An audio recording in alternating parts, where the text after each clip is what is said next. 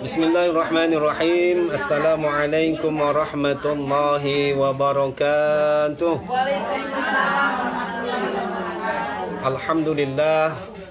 Alhamdulillahilladzi arsala rasulahu bil huda wa dinil haqq liyudhhirahu 'ala ad-dini kullihi wa kafa billahi shahida.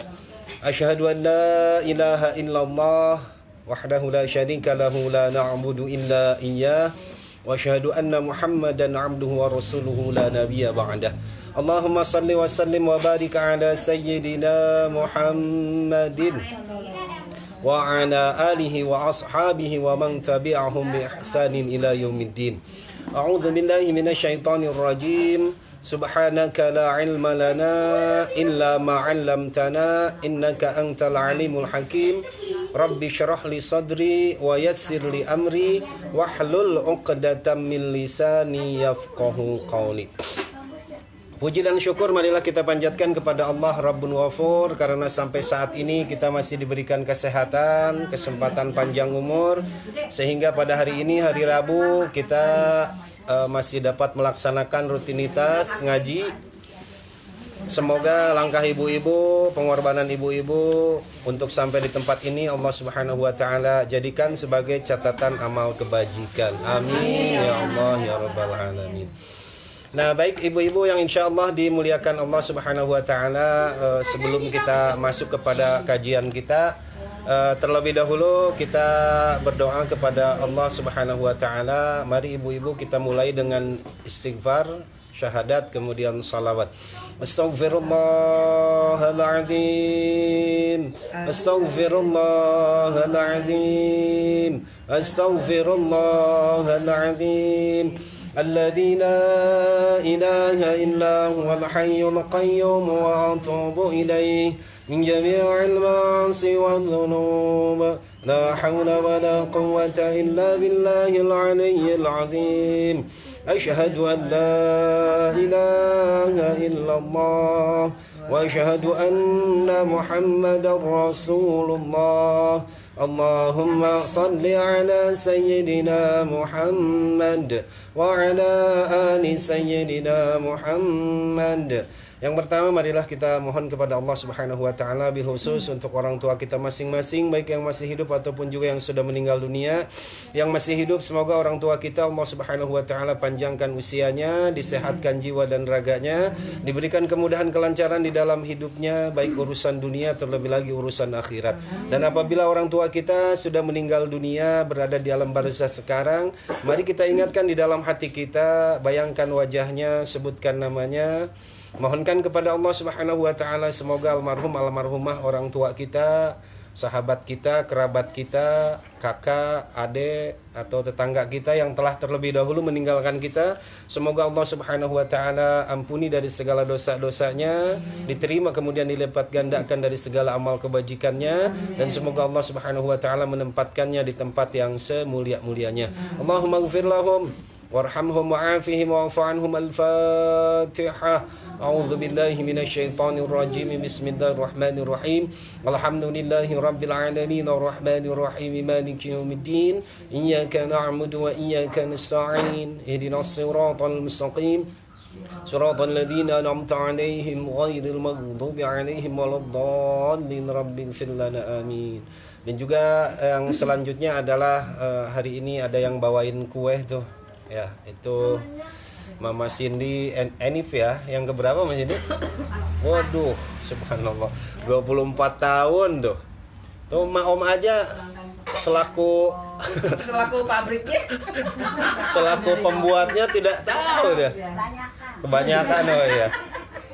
Alhamdulillah ya, tepatnya hari kemarin ya Mama Cindy sudah menjalani atau mengalami rumah tangga itu sudah 24 tahun. Nah, oleh karena itu pada kesempatan siang hari ini adalah sebagai wujud syukur dari Mama Cindy, membelikan sebuah kue ya untuk kita nanti nikmati setelah ngaji, dan juga sebagai wujud syukur kepada Allah Subhanahu wa taala.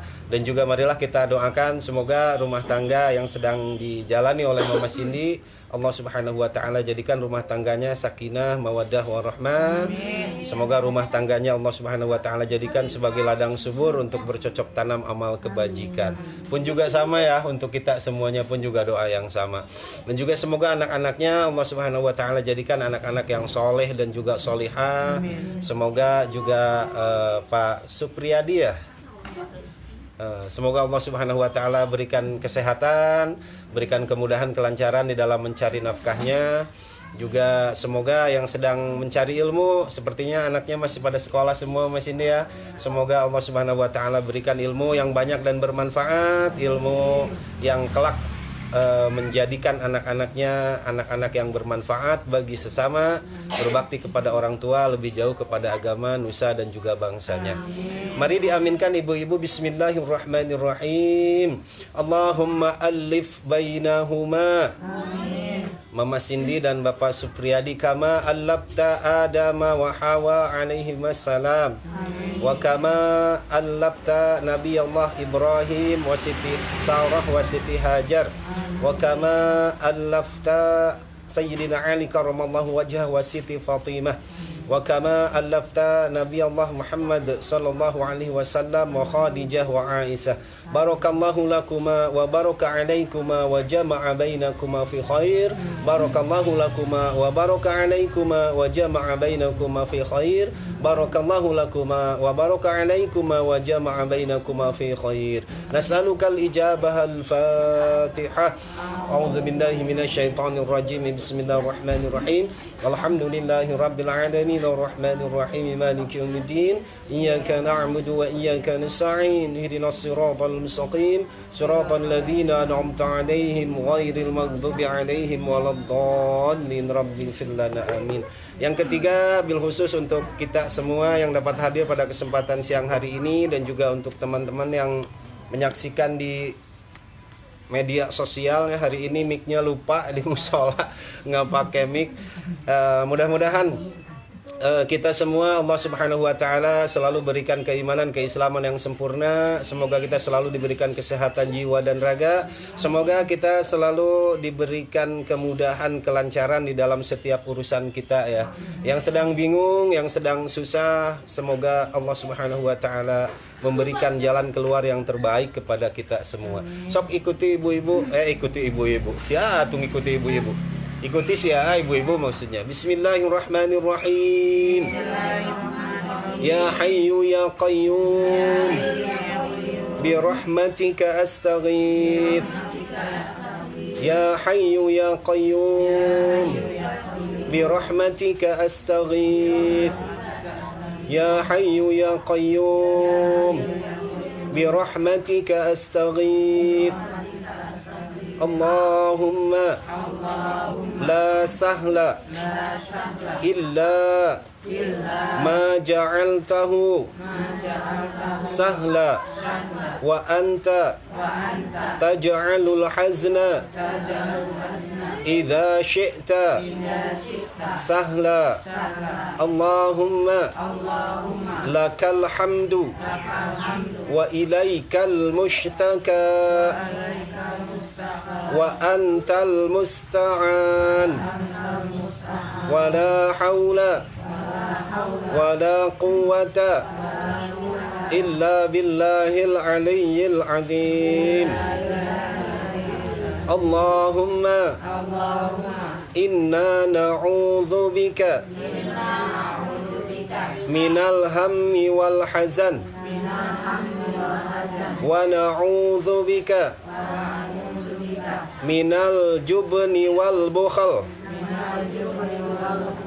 wa na'udzu bika min ghalabatid daini wa qahrir rijal. Nas'alukal ijabah al-Fatihah. A'udzu billahi minasyaitonir rajim. Bismillahirrahmanirrahim. Alhamdulillahi rabbil alamin arrahmanir rahim maliki yaumiddin. Iyyaka na'budu wa iyyaka nasta'in. Ihdinas siratal mustaqim. Siratal ladzina an'amta 'alaihim ghairil maghdubi 'alaihim waladdallin. Rabbighfir lana. Alhamdulillahirabbil alamin. Baik ibu-ibu yang insyaallah dimuliakan Allah Subhanahu wa taala, kemarin kita mempelajari tentang mengangkat tangan ketika sholat itu hanya ada pada 4 tempat ya, fi arba'ati mawadhi, hanya ada pada 4 tempat. Jadi kalau kita mengangkat tangan bukan pada selain yang 4 tempat ini, maka sholat kita makruh dan kesananya menjadi batal. Ya perlu kita ulang kembali yang 4 tempat tersebut. Yang pertama ketika kita takbiratul ihram ya. Kemudian yang kedua pada setiap rakaatnya ketika kita akan sujud, akan ruku pada setiap rakaat. Kemudian yang ketiga ketika kita setelah ruku mau i'tidal pada setiap rakaatnya. Kemudian yang keempat adalah ketika kita tasyahud awal atau tahiyat awal. Gitu ya, tahiyat awal, naik ke rakaat yang ketiga baru angkat tangan kita. Selain tempat itu maka tidak dianjurkan untuk mengangkat tangan gitu ya ibu-ibu, bisa dipahami ya dan langsung dipraktekkan. Nah kemudian pada hari ini karena kemarin kita mulai ya sedikit-sedikit aja kita perbaiki sholatnya. Nah hari ini akan coba bahas sedikit tentang syarat sujud dan anggauta sujud gitu ya. Syarat sujud juga ada syaratnya. Setiap rukun sholat dari mulai takbiratul ihram, nanti takbiratul ihram itu syaratnya ada berapa banyak? Ada sittatu asyar, ada 16 ya takbiratul ihram, tapi nanti belakangan. Kemudian ruku juga ada. Nah ini sekarang syarat sujud. Jadi sujud itu bukan hanya kita meletakkan kepala saja, tetapi ada syarat dan ketentuannya. Syarat dan ketentuan berlaku. Nah hari ini saya buka kitab Safina. Ini syarahnya Kasifatus Saja pada halaman 62. Ya, bagi sahabat-sahabat dimanapun kalian berada yang mempunyai kitab Safinah atau syarahnya Kasifatus Saja, dibuka pada halaman 62. Bismillahirrahmanirrahim. Faslun. Syurutus sujudi. Syarat-syaratnya sujud itu sab'atun. Ada 7 syarat sujud itu ada 7. Yang pertama ayyasjuda ala sab'ati a'dha. Yang pertama kita harus bersujud itu dengan 7 anggota sujud. Jadi sujud kita menjadi sah kalau ketika kita sujud, sujudnya itu dengan 7 anggota sujud. Yang mana saja? Nah di dalam syarahnya, ini syarah dari kitab Safina itu ditulis oleh Imam Nawawi Al-Bantani.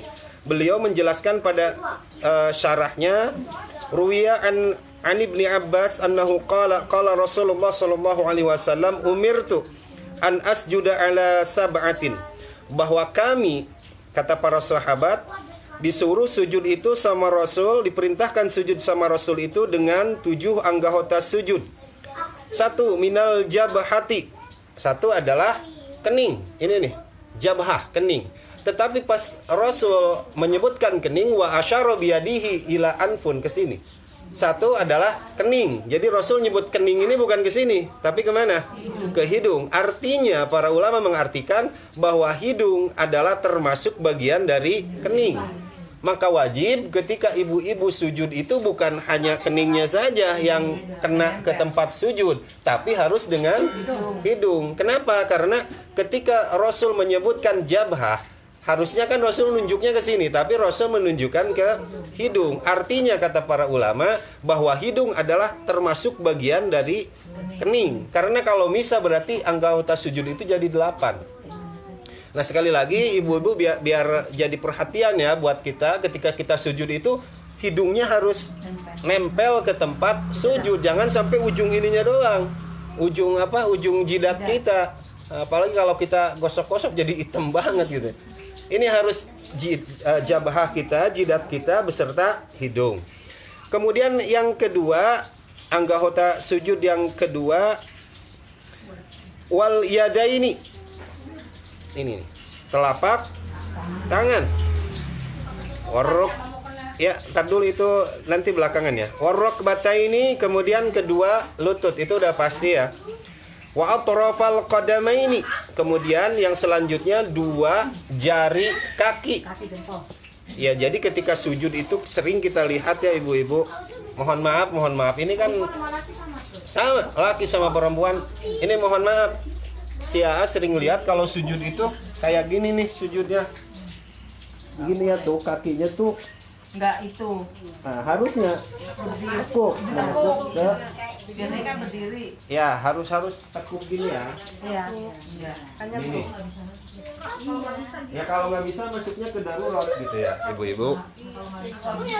Iya kata ibu-ibu sakit katanya gitu ya Bu ya. Kalau ditekuk berarti ya semampu ibu-ibu. Nah makanya berdoalah kepada Allah agar badan kita itu selalu sehat. Biar kenapa? Biar kita melaksanakan sholat itu dengan sempurna gitu ya. Karena sholat itu adalah ibadah fisik. Jadi kalau sholatnya kita tidak sempurna, ya memang sah-sah saja. Cuma mungkin pahalanya agak sedikit berbeda. Tidak full. Maka oleh karena itu berdoalah kepada Allah, ya Allah sehatkan saya agar bisa beribadah dengan sebaik-baiknya. Gitu ya. Maka niatnya harus seperti itu. Jadi itu Ibu, yang pertama adalah anggota sujud itu apa? 1, kening sama hidung. Ibu jangan lupa ya. Jadi Ibu sujud jangan ngegantung gitu. Maka tidak sah sujudnya. Menurut Imam Syafi'i harus dengan ini nih, hidung. Suka kena nggak Mak? Oh iya. Ya. Kata Emak hidungnya pesek. Nggak, ya pokoknya harus kenain ya. Bisa. Biar pesek biar. Mau pesek mau pasti Iya. kena. Kalau pesek ya. Iya. Terus yang kedua, ini telapak tangan ya. Ini telapak tangan nih, Mak. Berarti 1, 2, 3, 4, 5, 6, 7. Harus 7-7-nya itu harus menempel kepada tanah. Kepada sejadah. Kemudian ya kan banyak pendapat para ulama ya tentang masalah sujud ini. Ketika kita sujud, apakah tangan kita itu begitu kan? Atau gini? Kalau perempuan agak ditengok. Nah, yang jelas anggota sujud itu kan tadi jidat, hidung ya, berarti jidat include hidung, kedua telapak tangan. Ini bukan termasuk anggota sujud. Maka di dalam ini ada 2 versi. Nabi ketika Nabi sholatnya sendiri, kata Nabi, maka Nabi itu merenggangkan tangannya sampai ini masuk ke anak kambing, itu masuk ke sini ke tangan kita. Ya, tar dulu. Ini ketika kita sholat sendiri untuk laki-laki ya. Tetapi ketika laki-laki sedang sholat berjamaah, nggak mungkin kan sholat seperti ini, pasti ngalangin orang lain. Maka disesuaikan harus begini, tetapi jangan seperti ini posisinya, ini nggak baik nih. Itu mah pengen berlepas. Ya makanya. Tetapi kan namanya manusia ada aja kan yang seperti itu. Nah maka ini harus kita pelajari. Jadi jangan telapak tangan ini bukan telapak, apa sih namanya ini, lengan ini jangan ditempelkan ke.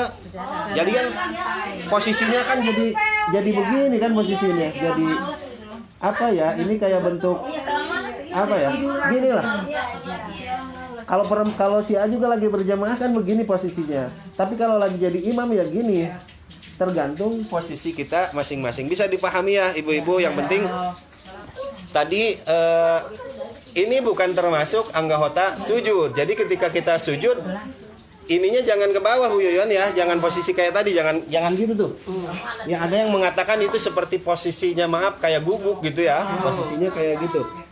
Anggota sujud itu cuma ini sama ini. Nanti ini kan jadi panjang bahasannya. Kemudian tata cara kita sujud. Kan dalam hadis itu janganlah kalian sujud seperti onta mau turun gitu kan. Nah para ulama kan jadi berbeda paham. Apakah tangan dulu atau lutut dulu gitu ya. Kalau ketika kita sujud tuh apakah tangan dulu atau lutut dulu. Nah kedua-duanya nggak ada hadis yang sahihnya. Yang jelas tergantung kemampuan kita. Yang mana enaknya. Nah dari kalimat yang pertama, ketika onta mau turun itu yang khas adalah kepalanya dulu. Jadi kita jangan kepala dulu kalau mau sujud. Terserah mau lutut mau tangan, tergantung kemampuan kita. Kepala sama dada harus tetap ke depan. Jadi kita kalau mau sujud gitu tuh. Baru tangan. Kalau si A, karena si A mampunya dan nyamannya kayak gitu. Gitu ya. Berarti jadi kalau mau sujud jangan ininya dulu, jangan palanya dulu. Itu yang tidak sah sujudnya. Ya boleh kalau tangan dulu, tetapi ini yang elok adalah tergantung kemampuan kita. Yang jelas jangan gini kalau sujud nih. Pala udah nunduk duluan. Jadi kalau mau sujud tetap ini tegak, kemudian ini turun kakinya, step. Gitu ya. Jadi jangan palanya udah nunduk duluan. Nah, itu yang nggak boleh. Bisa dipahami ya ibu-ibu. Insya Allah. Jadi sekali lagi sholat ini kan memang mudah kalau dilihat ya, tetapi ternyata memang kalau pakai ilmunya itu agak sedikit nggak ribet sih. Sebetulnya cuman kitanya aja harus harus ngaji gitu ya, harus tahu dulu ilmunya. Jadi sekali lagi Bu Yoyan yang ketinggalan tadi anggahota sujud itu ada syaratnya, ada 7 ya syarat sujud agar sujud kita itu diterima oleh Allah, dan ketika sujudnya sah maka sholatnya pun sah. Kalau sujudnya nggak sah maka sholatnya juga nggak sah.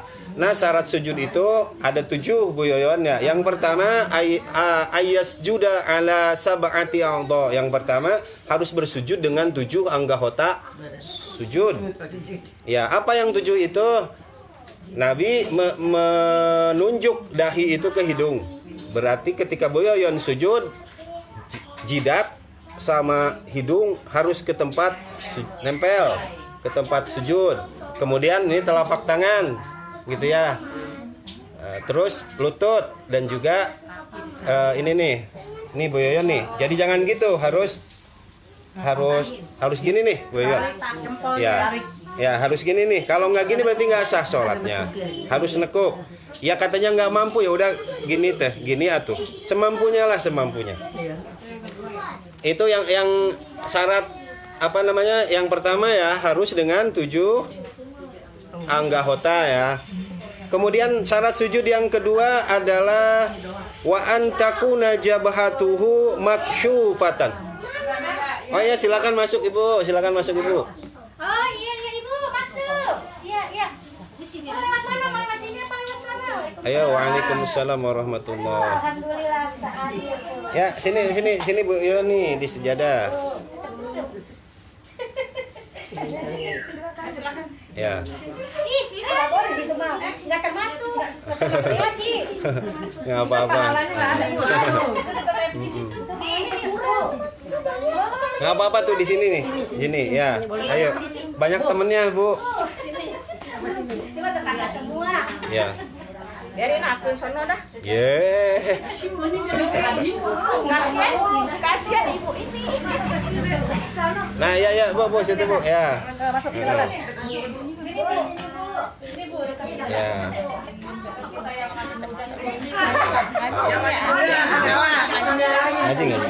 Ngaji nih. Ada isinya. Udah isiin nih. Udah tua-tua pakainya kacamata emang. Jadi Ibu itu Ibu ya, Ibu Sungkawa selamat datang. Kita tadi coba mempelajari tentang sujud ya Bu di dalam sholat. Ya sekali lagi tadi syarat setiap gerakan di dalam sholat itu ada syaratnya, sehingga syarat dan ketentuan itu membuat sujud kita menjadi sah. Nah syarat sujud itu ada 7 Bu. Yang pertama adalah harus bersujud dengan 7 anggahota badan. Yang pertama mana tadi? Dahi. Tapi Rasul menunjuknya ke hidung. Berarti ini hidung sama dahi itu satu kesatuan. Maka ketika Ibu sujud itu harus nempel hidung beserta dahinya gitu ya Bu. Kemudian yang kedua adalah telapak tangan. Tadi ya telapak tangannya Ibu jangan ditempelkan seperti ini ya Bu. Gini. Gitu. Kemudian yang ketiga dan selanjutnya adalah dengkul 2 dan kemudian jari kaki bagian belakang. Berarti jari kakinya Ibu harus ditekuk seperti ini ya Bu ya. Harus seperti ini gitu Bu ininya. Nah kalau sakit lain lagi ceritanya, tadi sudah dibahas. Jadi kalau memang tidak ya karena berarti itu uzur, sholatnya tetap sah, tetapi memang mungkin tidaklah sempurna gitu ya Bu, tapi sholatnya tetap sah. Ya maka sekali lagi tadi kita kan solusinya adalah selalu minta kepada Allah agar kita itu diberikan kesehatan ya Bu, agar Ya agar bisa melaksanakan ibadah itu dengan sebaik-baiknya. Jadi ketika ibu sujud, gini ya Bu, kalau perempuan gini lah. Ininya jangan gini Bu. Gitu ya. Jangan ditidurin ininya. Tangannya. Ya di sini aja Bu, di kuping Bu, di kuping. Jangan di depan kayak gini ya Bu ya. Ini di kuping Bu di sini. Ya. Atau enggak Ibu kalau perempuannya begini Bu. Ya. Ya nanti dibahas lagi ya. Nah kemudian untuk yang selanjutnya bagi sahabat-sahabat yang pegang kitab Kasifatus Saja, dilihat di halaman 62. Syarat sujud yang kedua adalah wa ang takuna jabhatuhu maksyufatan. Dan yang kedua adalah jidatnya nih. Jidat dan hidung itu harus terbuka. Tidak boleh terhalang oleh apapun. Bahkan di dalam sebuah hadis yang dibawakan oleh Imam Nawawi, ya Al-Bantani, ini mana tuh Bu Yoyon, matanya udah gini ya. Tadi dulu. Iya, emang kecil-kecil banget tulisannya. Wa alla akaffat thiyab wasya'run wasya'ri.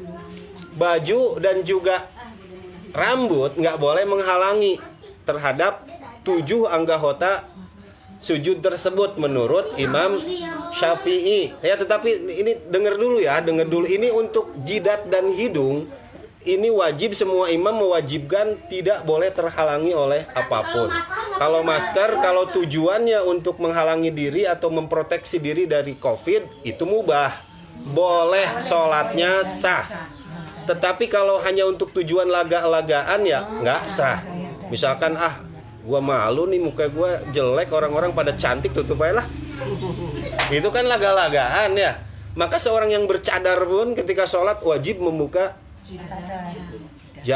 jidatnya, ya cadarnya, masih jidatnya dibuka ya. Nah, jadi perhitungannya kayak gini Bu. Berarti antara sejadah dan pakaian tuh beda Bu Susi. Berarti kalau pakaian itu yang dipakai, kalau sejadah kan tidak kita pakai. Jadi ketika sholat, apapun yang kita pakai menghalangi jidat dan hidung kita, maka sujudnya tidak sah. Ya, misalkan kita pakai sorban, mukena termasuk pakaian kita nih, mukena termasuk pakaian kita. Adapun misalkan ada kain ngegeletak, itu kan bukan pakaian kita, berarti itu adalah alas sujud.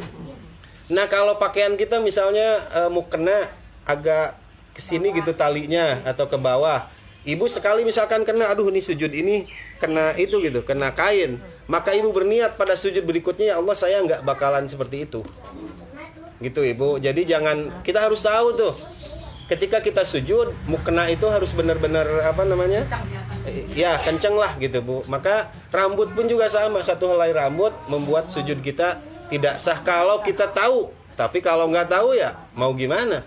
Ya misalkan kita udah gini-gini udah nggak berasa ada rambut, tapi ternyata ada, kan kita nggak tahu. Kecuali kalau ada kemudian kita biarkan, maka itu tidak sah. Itu semua ulama, semua imam, kalau jidat itu sama hidung nggak boleh terhalangi.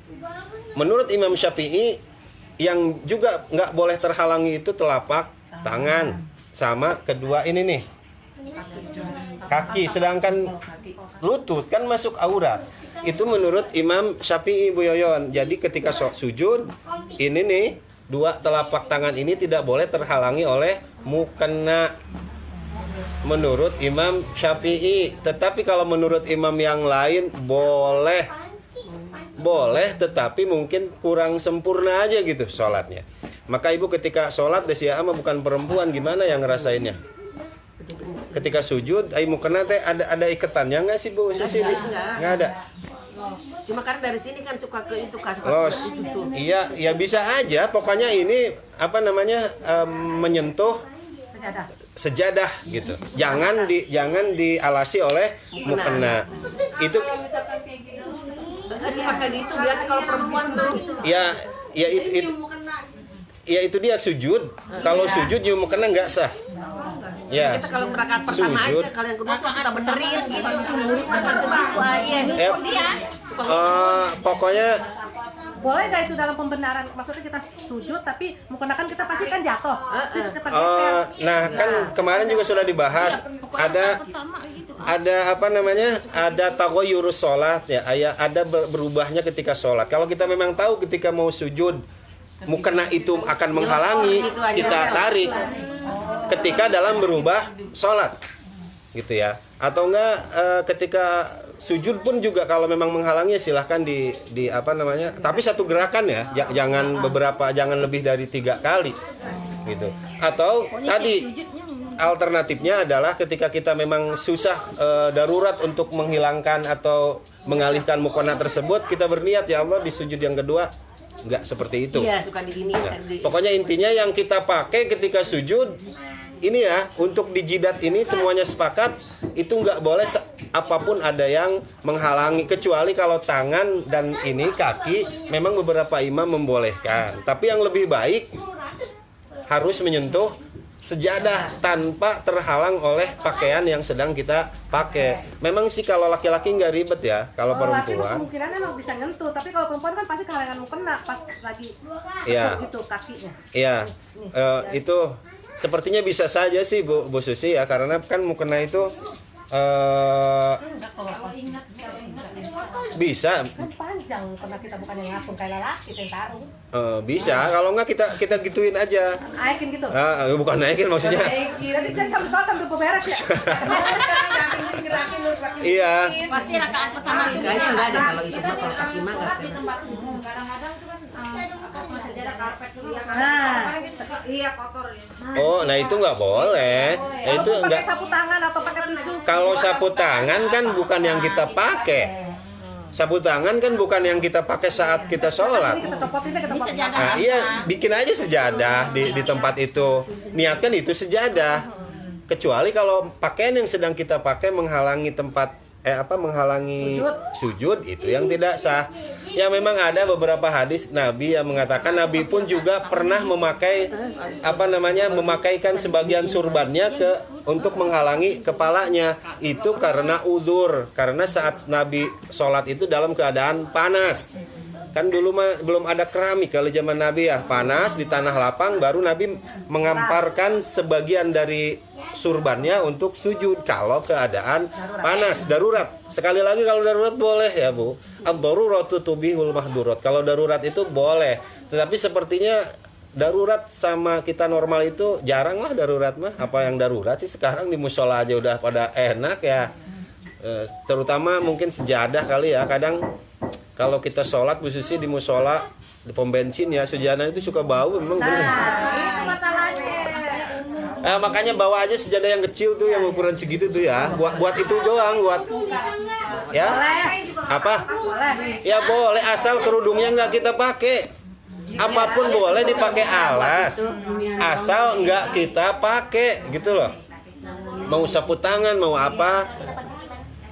Ya kerudungnya dipakai nggak? Kerudung kalau dipakai bude kayak gitu, dipakai alas sholat ya nggak boleh. Copot, gelar. Kan tadi juga ini si Teteh mah di dapur nggak nyimak ya. Apapun yang kita pakai nggak bisa dipakai alas.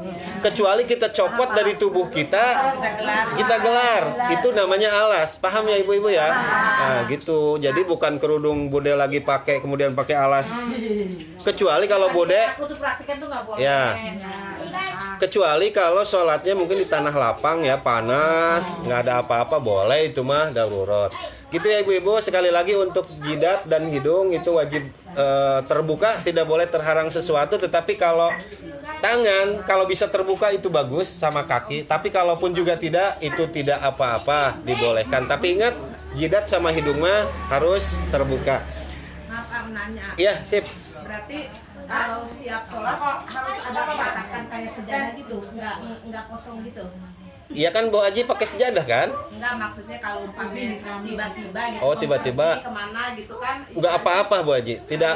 Enggak usah rame, enggak pakai sejadah bisa. Bisa, enggak apa-apa Bu Haji. Enggak apa-apa. Coba Bu Haji sujud coba.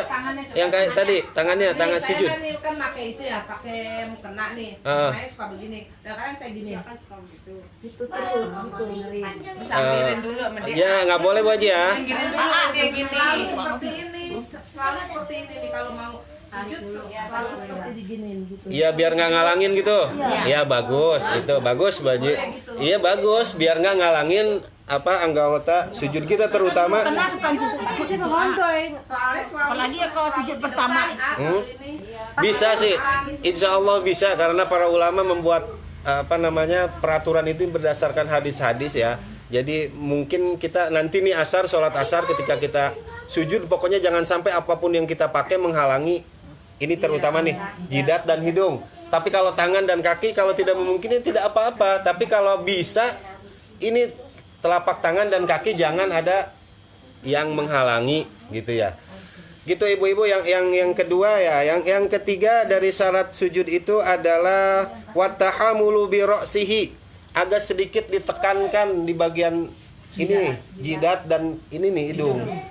Jadi bukan ditekan benar jadi agak nyentuh. nah gitu. Ini kan bisa nih hidung siapa pesek nih nyampe ke itu tuh. Jadi bukan kayak gini sujudnya, bukan gitu. Kalau gini kan berarti ujung jidat ya. Nah, kayak gini nih.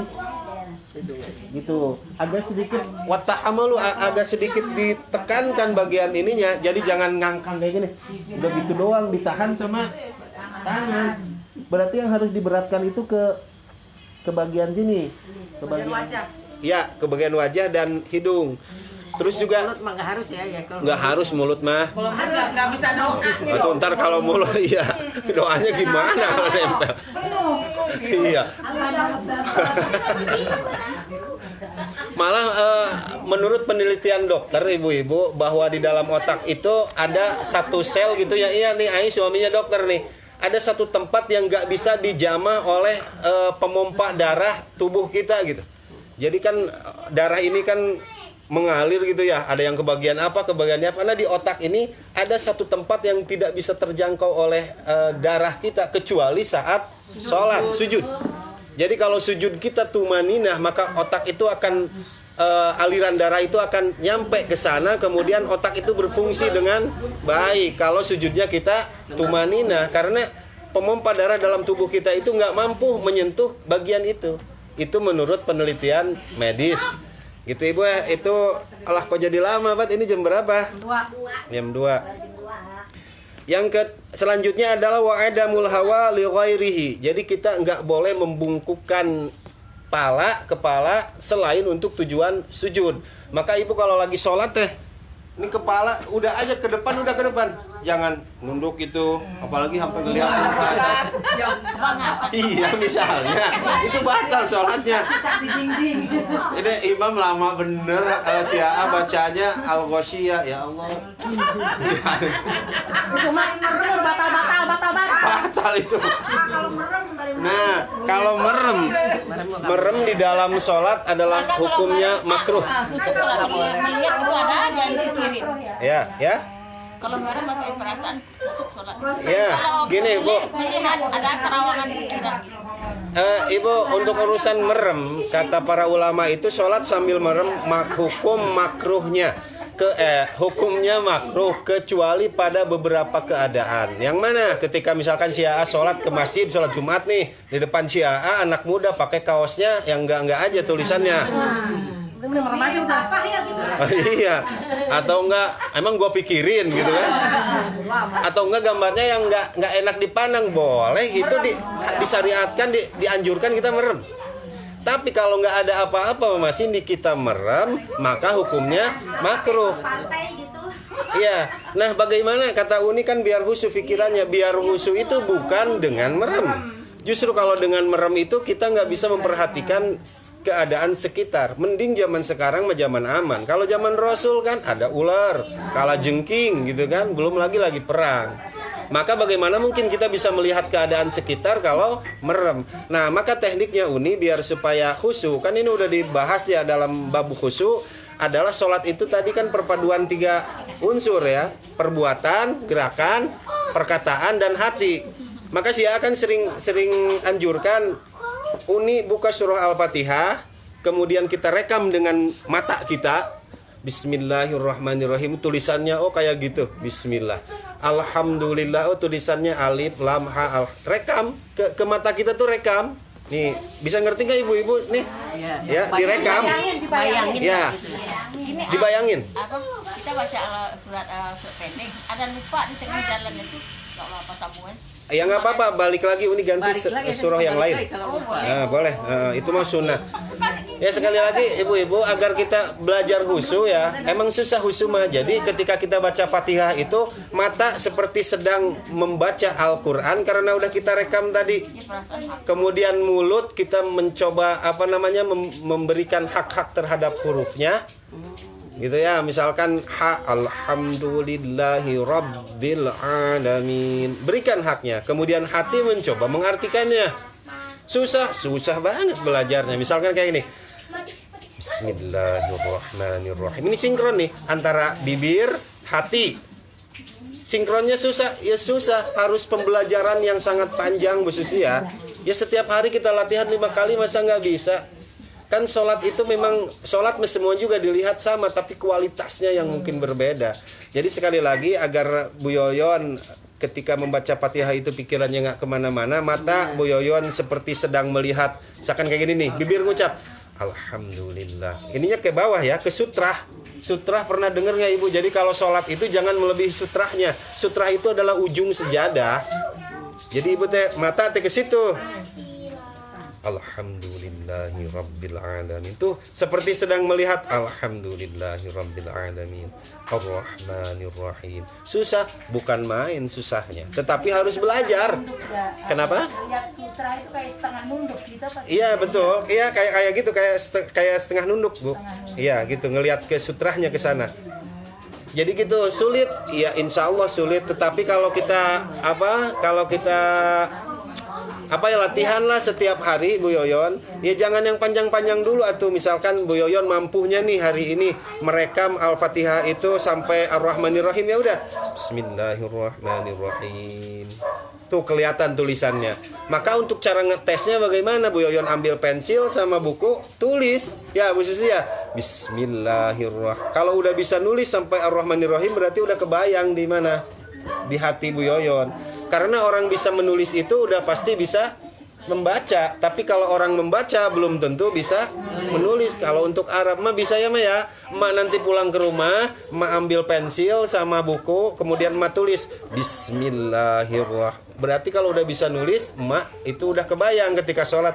Bismillah. Oh panjangnya tuh Bismillahi. Oh panjangnya di lafaz Allah ada fathah yang berdiri gitu ya. Bismillah, 2 harokat. Di atas ro ada tasydid. Bismillahirrahman. Di atas mim fathahnya berdiri 2 harokat mad tabi'i. Gitu, jadi dibayangkan sampai tajwidnya kebayang. Susah, Mak. Tetapi insya Allah kalau kita lakukan dengan perlahan, insya Allah bisa ya ibu-ibu. Ya memang begitu, kayak sholat.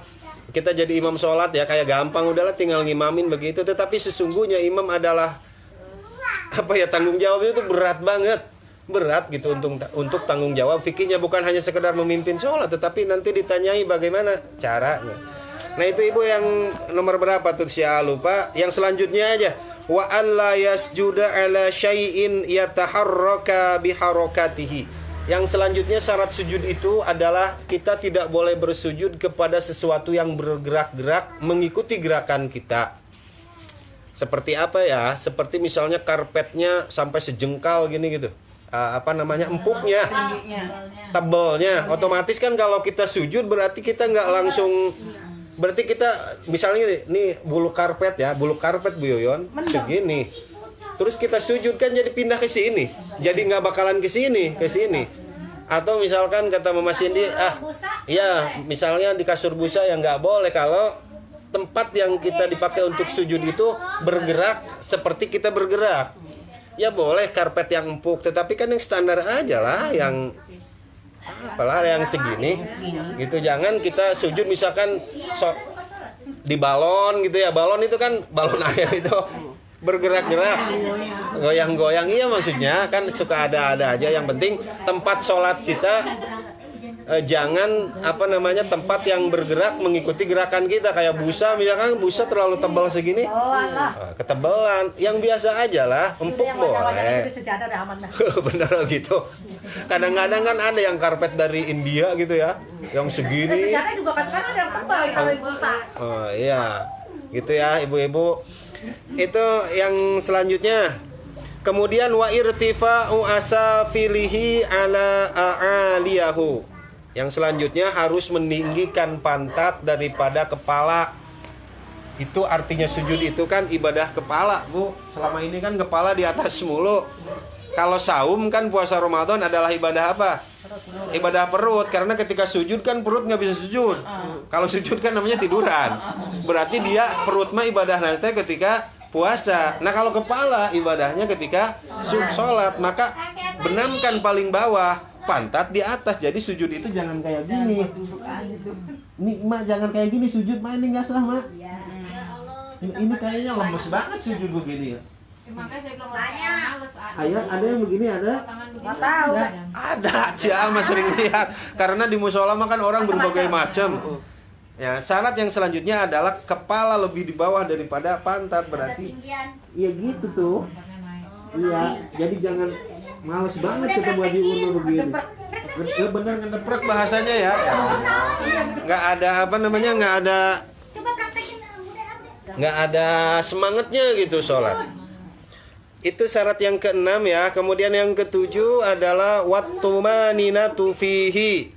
Tumaninah, Bu, di dalam sujud. Tumaninah itu apa? Tumaninah itu seukuran, memang para ulama mengukurkan kepada bacaan subhanallah, segitu tuh tumaninah. Atau kita mah 3 kali lah begitunya. Jadi ketika sujud jangan tek tek tek kayak anak-anak aja. Harus tumaninah lah, kan tadi kata medis mah, kalau kita mah kan harus diiming-imingi dengan medis ya. Kalau kita sujudnya tumaninah, insya Allah darah itu akan sampai kepada bagian otak yang tidak tersalurkan darah ketika kita berdiri begini. Nah maka harus tumaninah ibu ketika sujud ya, setidaknya dengan bacaan subhana rabbiyal a'la wa bihamdihi, subhana rabbiyal a'la wa bihamdihi, subhana rabbiyal a'la wa bihamdihi. Yang ketiga mah gitu mah. Itu ya ibu-ibu, nih untuk urusan sujud. Sekali lagi jam berapa? Jam 2. Ya udah. Ini kayak dikejar-kejar ngajinya, nggak apa-apalah, ngaji mah kemana aja. Yang penting syarat sujud itu ya Mas ini bisa dipahami. Syarat sujud itu ada 7. Ibu ya, yang pertama tadi apa syarat sujud itu mah harus bersujud dengan 7 anggahota. Ya, mana 7 anggahota itu? Jidat dengan hidungnya. Jangan lupa hidungnya ya, jidat dengan hidungnya. 2 ya, 3 4 5 6 7 gitu ya. Kalau memang tadi darurat katanya ini nggak bisa ditekuk untuk jari, ya tidak apa-apa. Tetapi kalau kita sehat, kalau misalnya nggak ditekuk berarti itu nggak sah sujudnya. Berarti kalau sujudnya nggak sah, ya sholatnya juga ikut tidak sah. Cuman kan yang mengatakan sah atau tidak itu kan nggak bisa orang lain, harus diri kita sendiri. Karena belum ada sampai saat ini penjurian sholat. Ntar penjuriannya di akhirat kali ya. Ini kata malaikat, wah ini manusia nih, ntar nih di akhirat nih salah nih. Kalau sekarang nggak sah juga kita merasa sah aja. Kenapa? Ya itulah tantangannya untuk kita agar mau mencari ilmunya. Jadi jangan sampai ibadah yang kita laksanakan itu nggak memakai ilmunya, ya sia-sia gitu. Nah yang kedua, saya ulangi lagi, yang kedua adalah wa'iyas juda, dengan harus bersujud itu dengan jidat atau jabhah, kening yang terbuka. Nggak boleh terhalang pakaian yang kita pakai atau rambut. Menurut Imam Syafi'i telapak tangan dan kaki juga itu harus terbuka langsung kena alas. Boleh pakai kaos kaki ya? Iya menurut Imam Syafi'i. Tetapi menurut imam yang lain boleh apalagi dalam keadaan darurat, misalnya karena dingin atau apa, boleh, karena masalah fikih makan banyak salurannya, kecuali yang sepakatnya aja. Semua ulama sepakat kalau ini sama ini nggak boleh terhalang apapun. Pakai masker ya silahkan kalau memang untuk menjaga kesehatan. Kemudian yang selanjutnya adalah tadi watahamulu bi ra'sihi. Kita agak sedikit menekan kepala ya ke tempat sujud. Wa adamul hawa li ghairihi. Jangan kita bermaksud menundukkan kepala itu bukan pada selain sujud gitu ya Ma ya. Apalagi mah kalau ngelihat ke atas begitu tuh haram, batal itu mah. Kita nunduk aja, nengok kiri, nengok kanan, itu nggak boleh mah, batal ketika sholat. Yang jidatnya hitam itu. Yang nggak juga. Kan jidatnya hitam itu apa? Kalau yang jidatnya hitam kan kata Nabi itu zaman Nabi ketika melihat seorang sahabat yang jidatnya hitam, kata Nabi sendiri, engkau lebih baik tidak ada hitam pada jidat. Itu kata Nabi. Ya berarti ketika kita sholat ya perhatikan tadi syarat sujud, bukan digesok tapi agak ditekankan di bagian Terlalu tekan apa? Ya, makanya ya itu nggak tahu lah, pokoknya sebaiknya. Apalagi kalau misalnya jidat kita hitam itu untuk tujuan pamer agar disebut sebagai ahli ibadah, itu nggak boleh banget. Tetapi kalau ada dengan sendirinya mau diapain? Gitu kan, mau diapain kalau ada dengan sendirinya? Dan nimbul dengan sendiri. Iya. Kecuali kalau memang kita sengaja nih pengen di Orang laki kebanyakan ya. ya. Yang ada lupa. Kemudian selanjutnya adalah bersujud tidak pada tempat yang berubah-ubah ya, tempat sujudnya. Yang selanjutnya adalah lebih membawahkan kepala daripada pantat. Yang ketujuh adalah tumaninah. Gitu ibu-ibu ya, banyak nih urusan sujud, nanti ke depannya boleh nggak kita lama bersujud pada sujud yang terakhir. Suka sering lihat Bu Susi ya, di sujud terakhir tuh kita suka lama sujudnya berdoa, katanya itu tidak disyariatkan. Tidak ada dalil yang mengatakan harus lama bersujud pada rakaat terakhir ya, nggak dianjurkan ya, tidak dianjurkan karena Kalau sholat sunat katanya boleh ya? ya kalau sholat sunat silahkan, tetapi Berjamaah nggak boleh ya? ya yang dimaksud dengan ya itu kata Nabi itu, Nabi ruku, sujud dan i'tidal itu sama waktunya. Dasar hadisnya itu ketika Nabi ruku, sujud, i'tidal itu sama, hampir sama waktunya. Berarti kalau kita mau berdoa di dalam sujud, memang ada hadis mengatakan bahwa ketika seorang manusia itu sujud, itu adalah saat terdekat dengan dengan Allah, maka perbanyaklah sujud. Arti atau makna dari hadis ini kata para ulama bukan memperbanyak sujudnya, tetapi memperbanyak sholatnya. Wahai anak muda, perbanyaklah sholatmu, bukan sujudnya. Dan itu satu ya Bu ya, tidak dianjurkan. Adapun ketika ibu pengen berdoa ketika sholat sunat, kan yang terbaik adalah berdoa itu setelah tahiyat. Innaka hamidum majid. Itu ya Maya. Nah, terus Allahumma inni a'udzubika, itu di situ ibu mau doa apapun silahkan. Mau doa minta rezeki, kalau pakai bahasa kita ya di hati lah. Kan setelah tahiyat masih sembari sujud mah. Itu mah sujud sahwi kali. Ya. Boleh kan berarti 3 kali dong. Ya. Kalau Dalam hati apa gimana? kalau doa-doa yang dari bahasa Arab misalkan Allahumma lakal hamdu yang tadi boleh kita ucapkan tuh setelah tahiyat. Kan doa Allahumma inni a'udzubika min adzabil qabri wa min adzabin nar wa min fitnatil mahya wal mamati wa min fitnatil masiihid dajjal, itu kan doa yang dianjurkan. Maka kalau pengen ditambahin boleh Allahumma inni as'aluka rizqan halalan wasi'an thayyiban, silahkan setelah tahiyat. Baru setelah itu gitu kalau sholatnya sendiri. Tapi kalau berjamaah imam udah salam dia masih doa ya, batal atau berjamaahnya. Gitu ibu-ibu ya. Sekali lagi, tidak ada dalil yang mengatakan bahwa kita lama sujud terakhir pada ya doa, mendingan nggak usah gitu. Ada tempat-tempat yang oleh Rasul telah disediakan berdoa mah ketika tahiyat, setelah tahiyat. Juga sekali lagi ada mungkin ibu-ibu melihat orang kalau setelah sholat itu sujud gitu ya. Setelah sholat sujud, itu tuh nggak dianjurkan ibu. Sujud itu hanya diperbolehkan pada 2 tempat selain sholat. 1, sujud syukur. 2, aing kan udah dibahas ini TI. Tuh, sujud tilawah. Aing balik lagi atuh ini mah.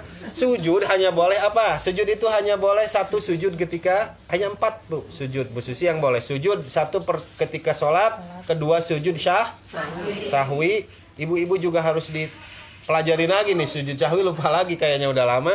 Yang ketiga sujud tilawah, yang keempat sujud syukur itu boleh.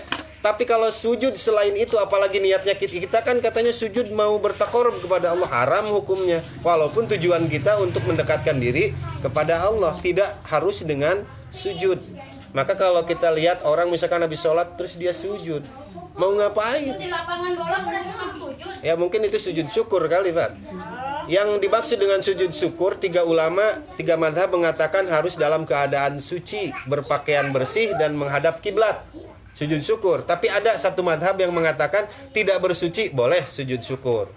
Jadi yang lebih baik mah sujud syukur itu ketika kitanya sedang dalam keadaan suci, mendapatkan nikmatnya. Misalkan nih, nikmatnya bukan yang biasa kita alami sehari-hari. Atau misalkan Mas ini punya gaji 10 juta per bulan, setiap bulan dapat 10 juta, itu mah nggak usah pakai sujud syukur. Karena emang udah begitu adanya. Tetapi misalkan tiba-tiba ada orang ngasih apa gitu sama kita. Kasih duit banyak gitu kan. Betul. Atau misalkan kita naik mobil yang lain kecelakaan kita enggak. Sujud syukur jangan dilamakan kalau begitu mah. Paling lama atunya setengah hari lah. Paling lama setengah hari. Misalkan habis dapat, karena kita mungkin kan lagi di jalanan nggak ada mukena, nggak ada apa, sampainya di rumah wudu, sujud syukur. Masih ingatnya udah dipraktekin sujud syukur udah, sujud tilawah udah, sujud sahwi udah, tapi udah hilang. Alhamdulillahirabbil alamin. Nanti kita bahas lagi masalah sujud ini. Ya, sok silakan. Ini kan ceritanya kita ternabang nih Mbak ya. Yeah. Ternabang mau yang praktis gitu.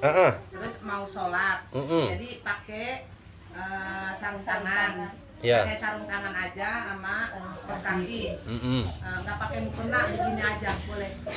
Ya, memang di dalam I'anatul Thalibin disebutkan kan yang menutup aurat yang sebenar-benarnya itu adalah menutup aurat yang gomrong nih bajunya.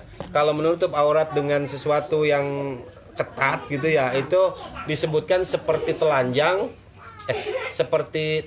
tapi tidak telanjang gitu ya. Yang lebih baik kalau keadaan normal Bu Haji ya kayak Bu Haji pakai mukena itu lebih baik. Tapi kalau dalam keadaan yang darurat silahkan.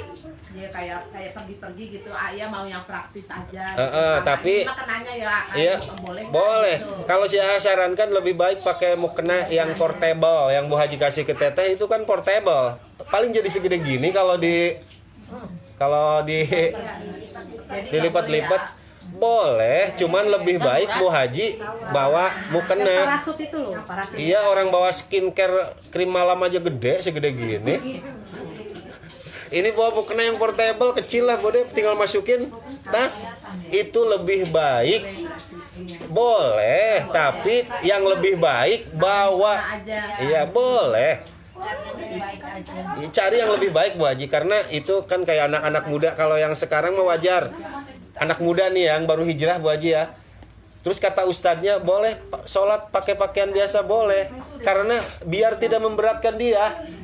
Biar dia mau sholat dalam keadaan apapun. Cing atuh kita mah Bu Susi udah tua. Udah dari dulu sholat. Kita mah udah bukan zamannya kayak anak muda. Kita mah sholatnya udah kepengen kepengen bener gitu. Ya boleh pada dasarnya. Cuma agar supaya sholat kita lebih lebih afdol gitulah. Kecuali kalau memang pengen jadi anak muda lagi ya silahkan. Nah itu ya memang benar praktis kata Ustadz, silakan. Misalkan anak muda baru hijrah nih Bu Haji ya, Ustadz gimana saya kan bawa mukena ribet, terus saya lagi kemana-mana pengen sholat pakai pakaian biasa ini boleh pakai sari boleh. Agar kenapa? Agar dia tidak meninggalkan sholat. Tapi bagi kita mah yang udah tua dari dulu udah sholat, kepengen atau nggak kayak gitu sholatnya, pengen yang ya gitulah.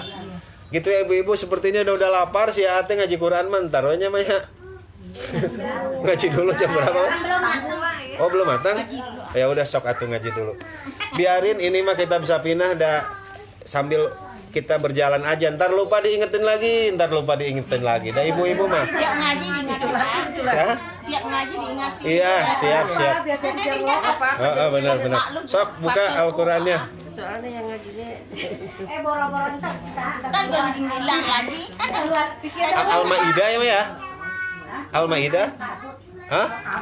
Oh, alang kabut. Kawan kabut. Iya. Al-Maidah kali. Masa Al-Maidah jauh banget. Iya, Al-Maidah ya.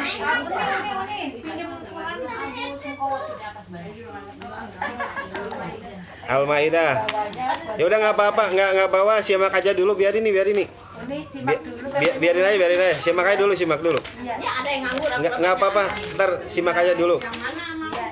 Ayat berapa? Lupa, aduh. Oh ya,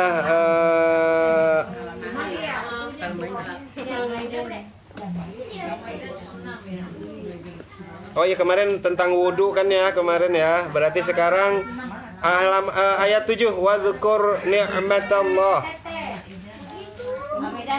Ayat 7. Berapa katanya? Al-Maidah itu juz 6. Surah yang kelima. Ya. Waskuru ya. Ya, betul, wadhkuru ya.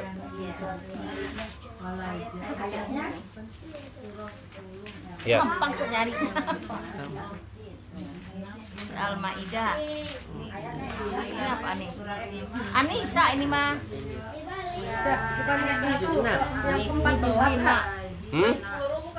Ya benar, wadhkuru ayat Al-Maidah. betul ayat 7. Sok yang agak mudaan tolong dicarikan tuh ya. Kesian nih orang tua kita nih. Masih jauh.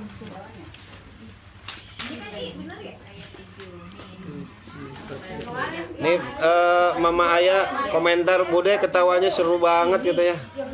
Assalamualaikum Bude itu kata Mama Ayah. Waalaikumsalam Mama Ayah, main ke sini. Jangan lupa kalau main ke sini bawa fried chicken kata Bude ya. Bilangan pesan Uni jangan lupa. Iya, Mama Ayah pesan Uni jangan lupa. Nih di sini sekarang ada 16 orang ya. Kalau liwat bawa. Apaan bacaan pertama? Wadhkuru.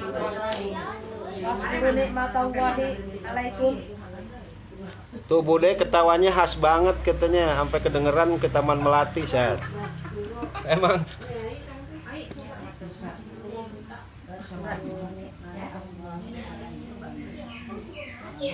Waskuru. iya, ayo. Ini kelamaan nih udah lapar sih Ani. Oh. Contoh gantian aja tuh. Ayo. A'udzu billahi minasy syaithanir rajim. Bismillahirrahmanirrahim. Wadhkuru ni'matallahi 'alaikum wa mitsaqahu alladzi wathaqakum bihi idh qultum sami'na wa ata'na. Nah ini ibu-ibu, kita itu memang membaca Al-Quran kan ribet ya. Lihat di depan ada tanda kecil, ada itu waqaf mamnu di atas kata bihi ya. Jadi kita jangan berhenti pada kata bihi itu. Ada? Ya. Belum dapat. Atau Pak tolong itu. Iya enggak, maksudnya dilihatin. Nah, jadi tata caranya adalah tarik nafas ketika kita mau ngaji. Katanya pendek napasnya ya dipotong-potong, tetapi kembali lagi kepada 1 atau 2 kalimat sebelumnya. Ada? Udah? Nah. Sok si A contohkan dulu. Wadhkuru ni'matallahi 'alaikum wa mitsaqahu alladzi wathaqakum. Gitu, berarti kita berhentinya sebelum tanda mamnu. Bu Haji, tanda mamnu itu yang lam alif ya, lam alif ada Mama Cindy? Ya, lam alif kecil itu namanya waqaf mamnu, enggak boleh berhenti di situ. Sekali lagi. واذكروا نعمة الله عليكم وميثاقه الذي واثقكم. Berarti kita dari wamithaqahu. Wamithaqahu alladhi wathaqakum bihi. 5 ya. Mad silah qasirah. Mad silah tawilah, maaf. Bihi idh qultum sami'na wa ata'na wattaqullah. Baru di situ wakafnya wakaf qola. Tadi sebelumnya ada tuh yang tanda kecil wakaf sola. Itu sola itu kan al-waslu aula. Diteruskan lebih baik, tetapi tidak salah kalau berhenti. Tetapi di depannya ada qola, maka di depannya lah kita berhenti. Innallaha alimum bidatis sudur. Sok saya contohkan satu kali, nanti ibu-ibu seorang-seorang. Wadhkuru ni'matallahi 'alaikum wa mitsaqahu alladhi wathaqakum. Balik lagi. واذكروا نعمة الله عليكم وميثاقه الذي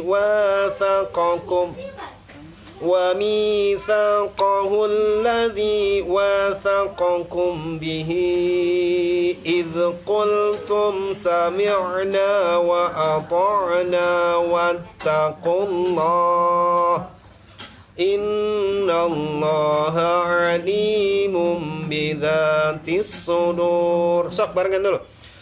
Wadhkuru ni'matallahi 'alaikum mitsaqahu alladhi wathaqakum wa mitsaqahu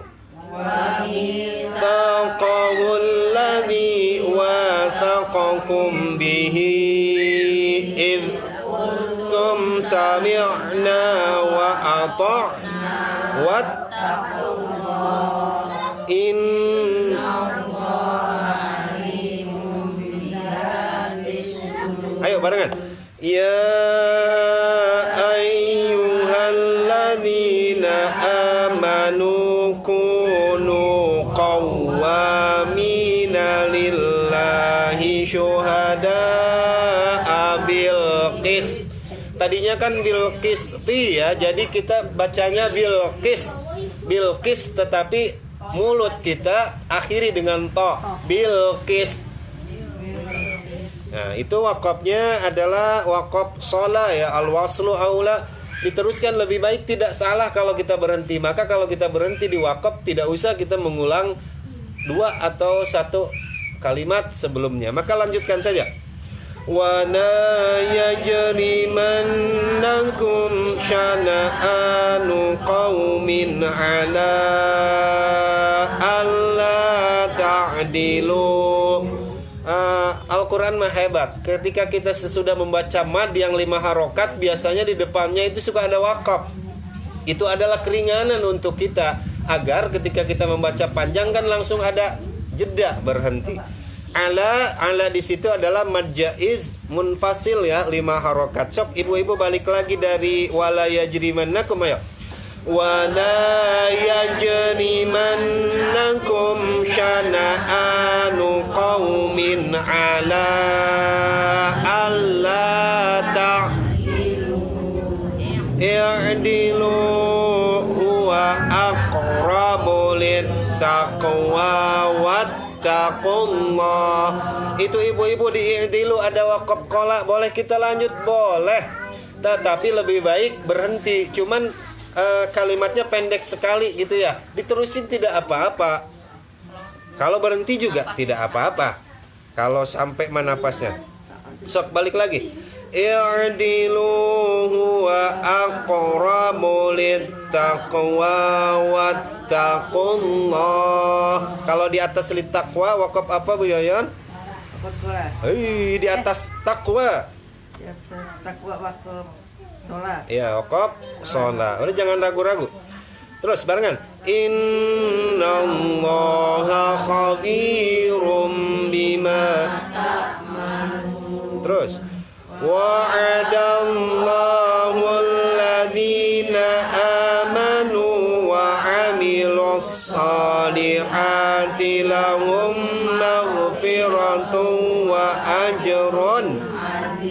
di atas solihat itu ada lam alif ya. Tanda mamnu tuh nggak boleh kita berhenti. Misalkan nggak boleh kayak gini bacanya. Wa amilus solihat. Nggak boleh kayak gitu. Karena ada tanda mamnu ya. Harus kalau mau berhenti berarti di sebelumnya tuh. Wa'adallahu alladzina amanu. Boleh kalau di situ. Terus balik lagi, tanggung banget cuma. Sok kita teruskan lagi. Walladzina kafaru wa kadzabu bi ayatina ika ya, ini harus ibu-ibu perhatikan, coba dilihat Al-Qur'annya. Walladzi itu dua harokat ya, mantabi. Walladzina kafaru dua, wa kadzabu dua harokat, bi a mad badal dua, ya mantabi dua, tina lima, ula enam. Kalau tina itu 5 mad jaiz, kalau ula itu 6 mad wajib. Asha dua harokat, bul jahim mad arid 6. Sok kita praktekkan. Walladzina kafaru wa kadzabu bi ayatina ulaika ashabul jahim. Ya, bukan ulaika ya, bukan ulaika, tapi ulaika. So, ulaika ashabul jahim. Sok satu ayat lagi. Ya ayyuhalladzina amanu dzkuru ni'matallahi alaikum. Udah aja kalau kita nggak kuat, udah alaikum. Terus balik lagi lah di ni'matallahi. Ni'matallahi alaikum idh hamma qaumun ayyabsutu ilaikum aydiyahum. Udah habis aydiyahum. Berarti sekarang dari ilaikum halo. Ayo. Ilaikum aydiyahum fakaffa aydiyahum ankum wattaqullah wa 'alallahi falyatawakkalil. Terus sampai pojokan aja. Walaqad akhadallahu mitsaqa bani Israil. Itu wakafnya wakaf jaiz ya, jim. Cuman ini cara bacanya banyak madnya nih. Mitsaqa bani 5 tuh, Isra 6. Bani alisnya agak tipis, kalau Isra tebal ya. Sok. Bani Israil. Ilnya jadi mad arid lisukun 6 harokat. Sok terusin. Wa ba'atsna minhum ithnai asyara naqiba wa qala Allahu inni ma'akum la in aqamtumus salata wa ataitumuz zakata wa amantum bi rusuli wa azzartumuhum wa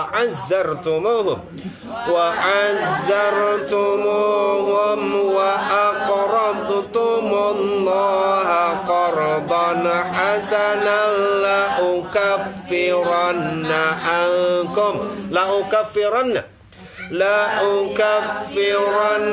ankum sayyi'atikum wa la udkhilannakum jannatin tajri min tahtihal anhar. Terus faman kafara ba'da dzalika minkum faqad dhalla sawa'as sabil. Terus satu ayat lagi.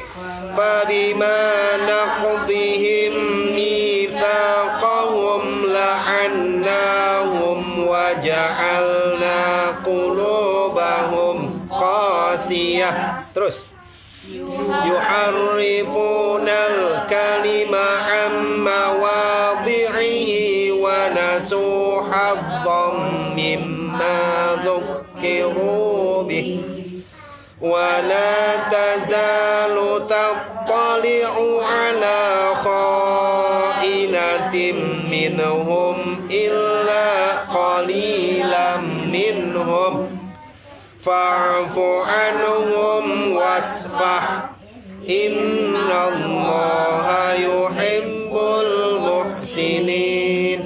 Shadaqallahul azim. Nah nanti insyaallah besok mah dari awalnya kita baca Al-Quran ya. Ini mah karena biar nggak baca aja lah, biar nggak baca teing lah gitu kata orang Sunda mah. Oh, udah disuruh ya. Alhamdulillahirabbil alamin. Mudah-mudahan pegelnya ibu-ibu, mudah-mudahan seraknya ibu-ibu Allah Subhanahu wa taala jadikan sebagai saksi kelak di akhirat ya.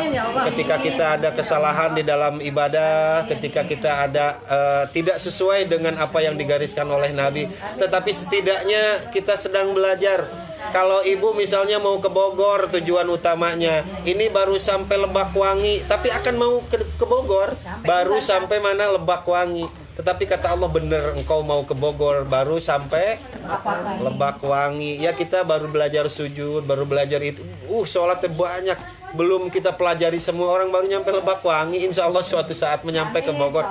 Belanja sepatu ya nih. Ayo kita berdoa. Allahumma salli wa sallim ala sayyidina wa habibina wa syafi'ina wa karimina wa maulana Muhammad wa sallim radhiyallahu ta'ala an kulli sahabati Rasulillah ajma'in. Amin. A'udzu billahi minasyaitonir rajim. Bismillahirrahmanirrahim. Alhamdulillahi rabbil alamin. Allahumma salli ala sayyidina Muhammad wa ala ali sayyidina Muhammad. Allahumma ighfir lil mu'minina wal mu'minat wal muslimina wal muslimat al ahya'i minhum wal amwat. Allahumma inna nas'aluka rizqan halalan wasi'an tayyiban min ghairi ta'abin wala masaqatin wala dararin wala nasabin innaka ala kulli syai'in qadir.